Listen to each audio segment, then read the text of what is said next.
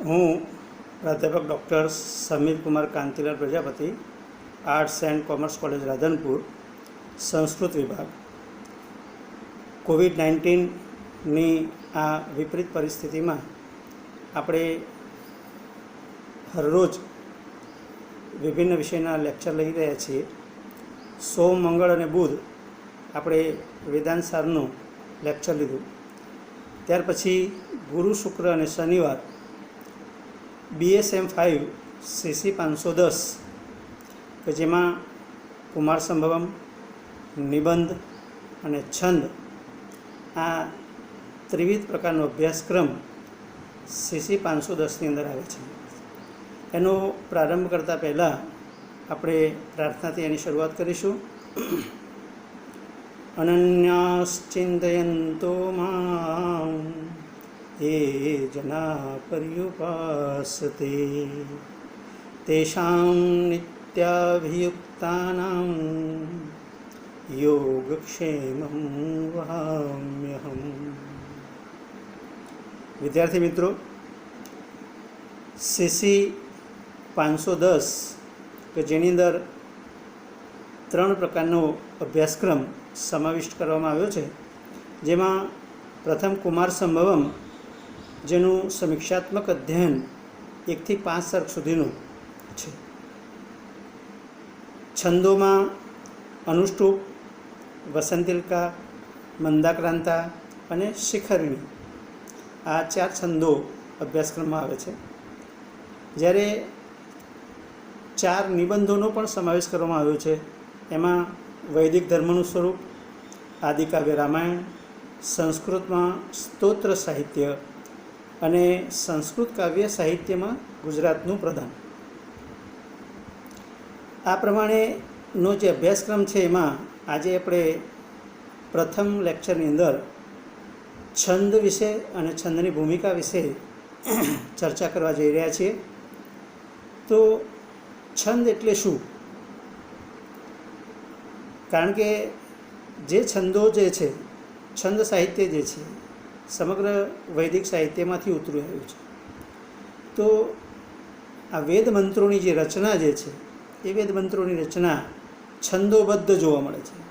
એટલે કે વેદમાં અમુક નિશ્ચિત અક્ષર સંખ્યાનું નિયમન સ્વીકારીને મંત્રોની રચના કરવામાં આવી છે. આ પ્રથમ તબક્કે નિશ્ચિત અક્ષર સંખ્યાના નિયમનને જ છંદ કહે છે, એમ કહી શકાય. તો આ અક્ષર સંખ્યાના નિયમનને જો છંદ કહેવામાં આવતો હોય તો એમાં અક્ષર એટલે શું? તો અક્ષરની આપણે અક્ષર શબ્દનો જે પારિભાષિક અર્થ જે છે એને પણ આપણે જોવો રહ્યો. તો ભાષામાં નાનામાં નાના એકમને વર્ણ કે વર્ણધ્વનિ કહેવામાં આવે છે. આ વર્ણધ્વનિ 2 પ્રકારના જોવા મળે છે. એક છે અકારાદી સ્વરવર્ણો, જેને આપણે સ્વર ધ્વનિઓ કહીએ છીએ. પાણીની જે 14 માહેશ્વર સૂત્રોની જે રચના કરી છે એમાં જે પ્રત્યાહાર બનાવવાની એમની જે પદ્ધતિ જે છે એમાં અચ પ્રત્યાહાર એટલે સમગ્ર સ્વરૂપ, અને એમાં જ જે હલ સંજ્ઞા છે તો એમાં કકારાદી વ્યંજન વર્ણો જે છે, આ વ્યંજન ધ્વનિઓ જે છે એ વ્યંજન ધ્વનિઓ, એમ આ પ્રમાણે 2 પ્રકાર વર્ણધ્વનિના આપણને જોવા મળે છે. તો આ સ્વર અને વ્યંજન, તો એની પણ આપણે પરિભાષા જોઈ લઈએ કે સ્વર એટલે શું. તો મહાભાષ્યકાર પતંજલિ જણાવે છે કે સ્વયં રાજંતે ઇતિ સ્વરાહ, અર્થાત જે વર્ણોના ઉચ્ચારણમાં બીજા કોઈ વર્ણની મદદ લેવાતી નથી તે વર્ણો, અર્થાત સ્વતંત્ર રીતે ઉચ્ચારી શકાતા જે વર્ણો જે છે એને સ્વર કહેવામાં આવે છે. જેમ મુક્તક સાહિત્ય છે, તો મુક્તક કોને કહેવાય છે? કે જે સ્વયં મુક્ત છે, એને બીજાનો કોઈનો આધાર નથી. એવી રીતે સ્વર પણ એવા છે, સ્વરના ઉચ્ચારણમાં અન્ય કોઈનો આધાર લેવામાં આવતો નથી, સ્વયં એ બિરાજે છે. અને એટલા માટે એના પરથી જ સ્વયં રાજંતેતિ સ્વરાહ એવું મહાભાષ્યકાર પતંજલિ કહી અને સ્વરની જે પરિભાષા જે છે એ સ્પષ્ટ કરવાનો પ્રયત્ન કરે છે. એવી જ રીતે વ્યંજન, તો વ્યંજન સ્વરની જેમ સ્વયં ઉચ્ચારી નથી શકાતું. તો આ વ્યંજનોના ઉચ્ચારણમાં અકારાદી સ્વરોની સહાય લેવામાં આવે છે. આમ જે વર્ણના ઉચ્ચારણમાં સરળતા લાવવા માટે વિશિષ્ટ અંજન, જે વ્યંજન શબ્દ જે છે એ સ્વયં સૂચવી દે છે વિ વત્તા અંજન, વિશિષ્ટ રીતે જેનું અંજન કરવામાં આવે. કોનું અંજન? તો સ્વરની મેળવણી એમાં કરવામાં આવે, સ્વરોનું અંજન કરવામાં આવે, અને ત્યારે જ એ વ્યંજનોનું ઉચ્ચારણ આપણે કરી શકીએ છીએ. તો આવી વિશિષ્ટ અંજન કરવી પડે તેને આપણે વ્યંજન કહીએ છીએ. તો આ જે અકારાદી, જેને આપણે અચ સ્વર વર્ણો કહીએ છીએ, તે અક્ષરનું જે સંગઠન કરવાનું કાર્ય કરે છે. હવે સ્વર અને વ્યંજનની પરિભાષા જોયા પછી એની ઓળખ પણ કરવી પડે. તો પ્રારંભે આપણે સ્વર ઓળખવા માટે શું કરીશું? તો પાણીનીએ સંજ્ઞા પ્રકરણના પ્રારંભે જ 14 માહેશ્વર સૂત્રો જે મૂક્યા છે, એ 14 માહેશ્વર સૂત્રોમાં એવી સરસ વ્યવસ્થા સ્વર અને વ્યંજનોની કરવામાં આવી છે કે એના પ્રથમ જે 4 સૂત્રો છે, અ ઈ ઉણ, ઋ ઋક, એવ અંગ, ઐ ઔચ, આ 4 જે સૂત્રો જે છે એ 4 સૂત્રોની અંદર જ તમે જુઓ કે અચ, જે આપણે જોયું આગળ કે અચથી અને હલથી, એમાં અચ જે છે એનાથી જ આ 4 સૂત્રોમાં સ્વરોની આપણને સરસ રીતે ઓળખ થઈ જાય છે. તો 4 આપણે સૂત્રો યાદ રાખીએ તો પ્રારંભના જે સ્વરો જે છે એ સ્વરોનું સામાન્ય રીતે આપણને સહજ રીતે અને સરળતાથી આપણને ખ્યાલ આવી જાય છે. તો આવા જે પ્રત્યાહાર જે છે અચ, તો એની અંદર અ ઈ ઉ પ્રથમ જે સૂત્ર છે ઐઉણ, એમાં અ ઈ અને ઉ જે રસ્વ સ્વરો છે. ત્યાર પછી બીજા 2 સ્વરો ઋ અને લૃ. તો આ 2 સૂત્રોની અંદર પણ તમે જુઓ કે 5 જે રસ્વ સ્વરો જે છે એ રસ્વ સ્વરોનો ઉલ્લેખ એમાં કરી દેવામાં આવ્યો છે. એક થોડી બાજુમાં જઈને હું વાત કરું કે સંસ્કૃત સાહિત્ય જે છે એ સંસ્કૃત સાહિત્યની અંદર આ ઋ અને ઋ એ બંનેને સ્વર માનવામાં આવ્યા છે. જે અન્ય ભાષાઓમાં, દાખલા ગુજરાતી છે તો ગુજરાતી ભાષામાં ઋ અને ઋને સ્વર તરીકે એનો વિનિયોગ કરવામાં આવ્યો નથી. એટલે સંસ્કૃત સાહિત્યના જે 13 સ્વર થાય છે, તો એ બંનેને બાદ કરીએ તો ગુજરાતી સાહિત્ય જે છે એ ગુજરાતી સાહિત્યમાં આપણને 11 સ્વરો મળે છે. હવે પ્રથમ 2 જે સૂત્રો જે છે એ પ્રથમ 2 સૂત્રોમાં અ ઈ ઉ, ઋ અને ઋ જે 5 રસ્વ સ્વરૂપ માનવામાં આવે છે. તો રસ્વ એટલે શું? જેની એક માત્રા હોય, જેને આપણે બીજી પરિભાષામાં લઘુ અક્ષર પણ કહીએ છીએ. તો આ લઘુ અક્ષર, તો આ પ્રમાણે ઉપરોક્ત જે 5 રસ્વ સ્વરો અને 5 રસ્વ સ્વરો દરેક વ્યંજનોની પાછળ જોડાઈને એક એમ લઘુ અક્ષર બને છે. દાખલા તરીકે ક છે, કી છે, કુ છે, ક્રુ છે, ક્રુ છે. તો આવી રીતે વ્યંજનની સાથે મળી અને જો આ 5 રસ્વ સ્વરો જો એની સાથે જોડાય છે તો એમને પણ આપણે લઘુ માનીએ છીએ, એક માત્રિક માનીએ છીએ, જેની એક માત્રા થાય છે. હવે થોડા આગળ 5 લઘુ સ્વર આપણને મળ્યા. એ સિવાય 8 ગુરુ સ્વરો છે, ગુરુ અક્ષર છે. તો સ્વર ધ્વનિઓના 4 દીર્ઘ ભેદો માનવામાં આવે છે, જેમ કે આ, ઈ, ઉ, ઋ.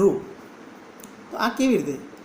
જે આપણને પ્રારંભે અ, ઈ, ઉ, ઋ એ જે 4 સ્વરો મળ્યા છે અને એમાં એક લૃ છે, પણ લૃને માત્ર રસ્વ માનવામાં આવે છે, એનો દીર્ઘ થતો નથી, એ બેવડાતો નથી. તો આપણને એ સિવાયના આ 4 રસ્વ સ્વરો છે, એનાથી બીજા એને આધારે જ આપણને બીજા 4 દીર્ઘ સ્વરો મળે છે. તો આપણે સંધિના નિયમો જાણીએ છીએ કે અ વત્તા અ બરાબર આ, એટલે દીર્ઘ આ થાય. રસ્વ ઈ વત્તા રસ્વ ઈ બરાબર દીર્ઘ ઈ. હું એક જ ભાગની વાત કરું છું. એમ તો ઈ વત્તા દીર્ઘ ઈ પણ બરાબર પણ ઈ થાય, અ વત્તા આ બરાબર પણ આ થાય. પણ આપણે જે મેળવવાનું છે એ પૂરતી આપણે વાત કરીએ તો અ વત્તા અ બરાબર તો 2 અસ્વરો મળ્યા અને આ થયો તો એ દીર્ઘ સ્વર મળે. એ રીતે ઈ રસ્વ વત્તા ઈ રસ્વ બંને મળી અને દીર્ઘ ઈ મળે છે. આપણે એનું ઉચ્ચારણ ઈ એમ કરીએ છીએ. એવી રીતે રસ્વ ઉ વત્તા રસ્વ ઉ એમ કરીને દીર્ઘ ઉ મળે છે. એવી જ રીતે રસ્વ રૂ અને વત્તા રસ્વ રૂ એમ મળીને દીર્ઘ રૂ આપણને મળે છે. તો ઉપર જોયા 5 રસ્વ સ્વરો, અને 5 રસ્વ સ્વરોમાંથી જે પ્રથમ 4 રસ્વ સ્વરો જે છે એનું દીર્ઘ સ્વરૂપ કરતાં આપણને બીજા 4 દીર્ઘ સ્વરો મળે છે. તો આમ ટોટલ 9 દીર્ઘ સ્વરો આપણને આવી રીતે મળે છે.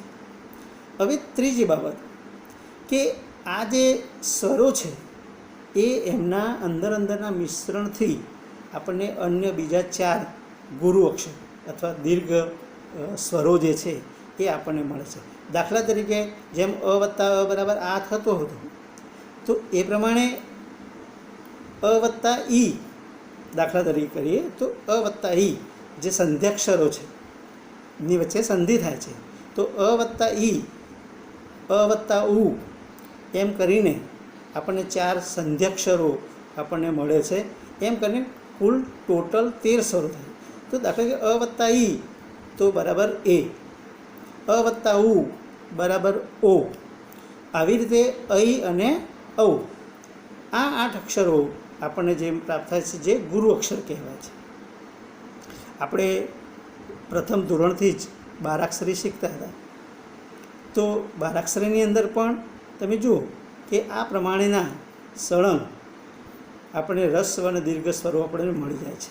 દાખલા કે ક, કા, કી, કી, કુ, કુ, કે, કઈ, કો, કૌ, કમ, કહ. આ પ્રથમ લાઈન હું જે બોલ્યો છું એમાં કમ અને કહ જેના પર અનુસ્વાર અને વિસર્ગ આવે છે એને આપણે બાદ કરીએ તો પ્રથમથી લઈ અને ત્યાં સુધીના જે વર્ણો છે એ જોવા જઈએ છીએ તો તેમાં આપણને આ 13 સ્વરો આપણને પ્રાપ્ત થાય છે. તો આ પ્રમાણે સંસ્કૃત સાહિત્યની અંદર 13 સ્વર મળે છે, જ્યારે ગુજરાતી સાહિત્યની અંદર આપણને 11 સ્વર પ્રાપ્ત થાય છે. કારણ કે છંદનું બંધારણ કરવા માટે સ્વરની ખૂબ જ ઉપયોગિતા છે અને એટલા માટે આપણે એને સમજવા રહ્યા. હવે આ લઘુ સ્વર અને ગુરુ સ્વર એની પણ આપણે પરિભાષા સમજી લઈએ. તો લઘુ અક્ષરની પાછળ લઘુ સ્વર અને આ ગુરુ સ્વર, તો લઘુનો ગુરુ ક્યારે બને છે એ પણ એક વિચારણીય મુદ્દો છે. તો આપણે જોઈએ કે એવા 4 નિયમો છે કે જે લઘુ હોવા છતાં પણ એમને ગુરુ માનવામાં આવ્યા છે. પહેલો નિયમ એવો છે કે લઘુ અક્ષરની પાછળ જો સંયુક્તાક્ષર અથવા જેને આપણે જોડાક્ષર કહીએ છીએ એ જોડાક્ષર આવે તો તે લઘુ અક્ષરને ગુરુ માનવામાં આવે છે. દાખલા તરીકે જે હું શબ્દો બોલ્યો છું એમાં સંયુક્ત શબ્દ આવે છે, તો સંયુક્ત એમાં ક અને ત સંયુક્ત છે અને એની પૂર્વેનો યુ સંયુક્ત, એની પૂર્વેનો જે યુ છે એ લઘુ છે, ઉ રસ્વ ઉ છે. તો ભલે રસ્વ ઉ રહ્યો પણ એની પાછળનું જે પીઠબળ જે છે એ સંયુક્ત છે એટલે એ લઘુ હોવા છતાં એ યુ એની અંદર રહેલો જે ઉ જે છે એ દીર્ઘ બનશે અથવા એ ગુરુ બનશે. બીજું એક ઉદાહરણ આપણે લઈએ પદ્મ પાણી, જે હું ઉચ્ચારણ કર્યું છું એમાં જ એનો ખ્યાલ આવશે. પદ્મ, તો પદ્મ શબ્દની અંદર પણ તમે જુઓ કે દ અને મ સંયુક્ત છે. એની પૂર્વેનો પ જે છે એમાં અ રહેલો છે, અરસ્વ સ્વર છે. તો પદ્મ શબ્દની પાછળ પદ્મ જે શબ્દ જે છે એમાં જે પ્રથમ જે પ જે છે એ પ અક્ષર પોતે લઘુ અક્ષર છે, પણ તેની પાછળ સંયુક્ત અક્ષરનું પીઠબળ હોવાને કારણે એ પને આપણે ગુરુ માનવું રહ્યું. એ પને એ ગુરુ બનાવે છે. તો આ પ્રથમ નિયમ થયો. બીજો નિયમ છે કે લઘુ અક્ષરની પાછળ જો અનુસ્વાર કે વિસર્ગ આવે તો તે લઘુ અક્ષરને ગુરુ અક્ષર માનવામાં આવે છે. કોઈ પણ લઘુ અક્ષર હોય એની ઉપર જો અનુસ્વાર હોય, એની પાછળ વિસર્ગ હોય તો પણ આપણે એને ગુરુ અક્ષર માનવું પડે છે. દાખલા તરીકે એક વાક્ય આપણે લઈએ, રામઃ વનમ ગચ્છતિ. તો એમાં આપણે જે ઉદાહરણ લેવાના છે એમાં બે છે, રામઃ અને બીજો શબ્દ છે વનમ. તો મકાર જે છે રામઃ, એમાં મ જે છે એ રસ્વ સ્વર છે, લઘુ અક્ષર છે, પણ તેની પાછળ શું રહેલું છે? વિસર્ગ. આ વિસર્ગ આવેલો હોવાથી આપણે સામાન્ય જે માણસો જે છે જેને વિસર્ગની પણ ખબર નથી પડતી, અનુસ્વાર કોને કહેવાય એને ખબર નથી પડતી, રસ્વ ઈ કોને કહેવાય, દીર્ઘ ઈ કોને કહેવાય એની પણ ખબર નથી પડતી. અને એટલા માટે હું શબ્દો વાપરું છું કે વર્ણની પાછળ બે ટપકા હોય. તો રામઃ, તો મ જે છે એ રસ્વ છે, લઘુ અક્ષર છે, અને એની પાછળ જે વિસર્ગ આવે છે અને વિસર્ગ આપતો હોવાને કારણે એ મ જે છે એ ગુરુ માનવામાં આવે છે. એની અંદર જ બીજો શબ્દ છે વનમ. તો એમાં ન જે છે વન, એ ન વર્ણ લઘુ છે, પણ એની ઉપર અનુસ્વાર જે છે, આમ અનુસ્વાર હોવાથી એને પણ એ લઘુ અક્ષર હોવા છતાં પણ એ પોતે ગુરુ બને છે. ચોથો નિયમ, આપણે બે નિયમ સાથે જોયા, વિસર્ગ અને અનુસ્વાર. હવે ચોથો નિયમ, કોઈ પણ આપણે છંદ જોઈએ છે તો એ છંદ પદોનું બનેલું હોય છે. કાં તો બે પદ હોય, કાં તો ચાર પદ હોય. ભલે બે પદ હોય કે ચાર પદ હોય, પણ દરેક પદના અંતે, દરેક પાદના અંતે, દરેક ચરણના અંતે જો એ લઘુ અક્ષર આવેલો હોય તો એ લઘુ અક્ષરને ગુરુ પણ માની શકાય છે. ક્યારેક એ લઘુ હોય છતાં પણ એને ગુરુ માનવામાં આવે છે. એટલે ક્યારેક આવશ્યકતા અનુસાર તેને ગુરુ અક્ષર આપણે માનીએ છીએ અથવા માની શકાય છે. આના માટે એક કારિકા પણ આપણને પ્રાપ્ત થાય છે. આ જે ચાર નિયમો આપણે જોયા એ ચાર નિયમો માટે એક કારિકા પણ છે. અને આવી કારિકા જો આપણે મૌખિક કરીએ છીએ તો આવી રીતે વર્ણનાત્મક રીતે આપણે ચાર નિયમો યાદ રાખવા પડતા નથી. આ સંસ્કૃતની એક વિશેષતા છે. જેમ કે સ અનુસ્વારશ્ચ દીર્ઘશ્ચ વિસર્ગો ચ ગુરુર્ભવેત, વર્ણ સંયોગપૂર્વશ્ચ તથા પાદાંતગો અપી. જો અનુષ્ટુપ છંદની અંદર એક સરસ આપણને શ્લોક, એક કારિકા આપણને જોવા મળે છે જેમાં ચારે ચાર નિયમોનું સરસ રીતે સંકલન કરવામાં આવ્યું છે. પહેલો શબ્દ છે સ અનુસ્વારશ્ચ. અનુસ્વાર સહિત જો વર્ણ હોય તો એને ગુરુ માનવામાં આવે છે, દીર્ઘ માનવામાં આવે છે. વિસર્ગો ચ ગુરુ, જો વિસર્ગ આવેલો હોય તો એને ગુરુ બને છે, ગુરુ ભવેત. વર્ણ સંયોગપૂર્વશ્ચ, સંયોગ સંયુક્ત અક્ષર પૂર્વેનો જે છે તો એને પણ આપણે ગુરુ માનીએ છીએ. અને પાદાંત ગો આપી, પદના અંતે, ચરણના અંતે રહેલો વર્ણ લઘુ હોય તો પણ એ ગુરુ માનવામાં આવે છે. હવે થોડા આગળ આ છંદ જે છે, છંદની પરિભાષા જોયા પછી છંદની અંદર સ્વર અને વ્યંજન આવે છે. છંદ અક્ષરોથી બનેલો છે તો અક્ષરની શું પરિભાષા થઈ, સ્વરની શું પરિભાષા થઈ, વ્યંજન કોને કહેવાય છે, સ્વરો કેવી રીતે બને છે, એ સ્વરોનો વિનિયોગ વ્યંજનની પાછળ કેવી રીતે કરવામાં આવે છે, એ આપણે જોયા પછી એની જે ઐતિહાસિક ભૂમિકા જે છે તો એ પ્રમાણે છંદના બે પ્રકાર જોવા મળે છે. વૈદિક છંદ અને લૌકિક છંદ. પ્રથમ આપણે વૈદિક છંદો વિશે વાત કરીએ, જેને આપણે અગાઉ જોઈ ગયા કે વૈદિક સાહિત્યમાંથી આ છંદ ઉતરી આવ્યા છે અને એને અક્ષરમેળ કહેવામાં આવે છે. તો આવા વૈદિક છંદો જે છે અક્ષરમેળ છંદો છે. અને આપણે અગાઉ પણ પહેલાં તો સેમેસ્ટર પદ્ધતિ નહોતી, એ વખતે SYBની અંદર આ વૈદિક છંદો ભણવાના આવતા પેપર 5ની અંદર. તો અનુષ્ટુપ, ગાયત્રી, ત્રિષ્ટુપ, જગતી, એના આપણે લક્ષણો પણ જાણીએ છીએ.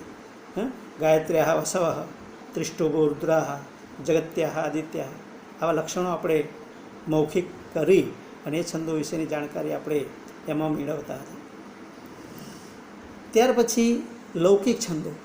તો લૌકિક છંદો જે છે એના પણ 2 પ્રકાર જોવા મળે છે. ગણમેળ અથવા વૃત્તમેળ છંદ અને બીજા છે માત્રામેળ છંદ.